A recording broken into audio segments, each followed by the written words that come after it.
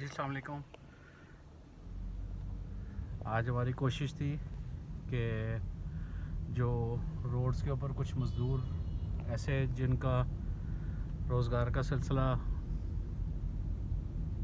रुका हुआ है बवजह लॉकडाउन, तो उनको कुछ सपोर्ट किया जा सके। तो हमारी कोशिश चल रही है।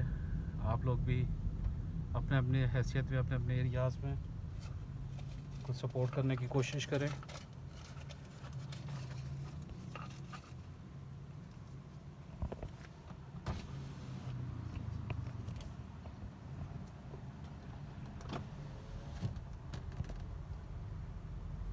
जहाँ भी आपको सिग्नल्स पर कुछ लोग नज़र आएं